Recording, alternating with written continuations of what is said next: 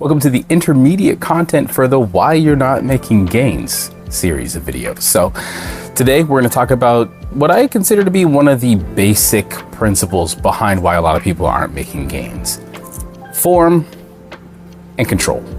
Now, when it comes to form, we're talking specifically about range of motion this week. So that's what we're going to address specifically. And for control, I mean, that's pretty much self-explanatory. I think these two things I've actually touched on at least lightly in one of the previous videos for beginners, but we're going to get into the nitty-gritty today. So one of the reasons a lot of you aren't seeing gains is because your range of motion is absolute garbage and your control is non-existent. It's just an absolute disaster. So what does it mean to have good range of motion and good control, and how does that even help you when it comes to making gains? Well, when it comes to the scientific research on range of motion, the more time you spend in the extended position for muscle, the greater the gains you'll make. So at least all the gains that you're going to make, the most gains you're going to make, are going to be at the extended range of motion. So if it's for a bicep curl, when your arm is fully extended, that's where you stand to make the most gains. That extended position against load is where you're going to see a lot of gains. So that basically carries across every single exercise. So when you see people doing reps only going to like there, they leave so much range open, they're not bringing the bar all the way down to their chest. When you see people who are doing little quarter or half reps for bicep curls, all those things are major areas where people are just leaving gains on the table.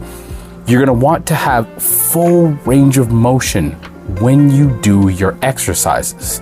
It's super important when it comes to maximizing your gains. And one of the reasons why a lot of people aren't seeing a lot of gains from their workouts is because they're not really getting into that stretched position under load. And so they're not seeing maximal gains from their workouts. So when somebody who is doing pretty much the exact same program as them, same exercises, rep ranges, rests, everything, and they're doing it to the full range of motion and they just blow their gains out of the water, that's why it seems so confusing to a lot of people. That's why it seems so weird. It's because if you really break it down to the basics, those two people aren't doing the same program at all. Fundamentally speaking, those two programs are completely different, because in one program, someone's doing full range of motion, really making sure to maximize that time spent under load at a stretched position for the muscle, and the other person is just sort of half repping it out. So yeah, half-ass reps, half-ass gains. Seems pretty simple, right? So that's one of the areas that a lot of people are just leaving gains on the table. The other area is one that I see happening a lot. This can be sort of beginner as well, but I also see it in intermediate lifters. People who lift with no control. You have to control the weight. Now, I saw recently a conversation between Dr. Mike Israetel and Dr. Menos, whose last name I'm not even going to try to pronounce because I'll be here all night trying to remember it and I'll do a terrible job.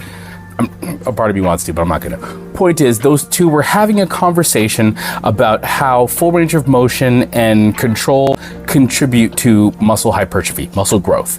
And where Dr. Mike was a very big fan of full range of motion and slow on the eccentric so that you could really make sure to milk that time spent at an extended position, Dr.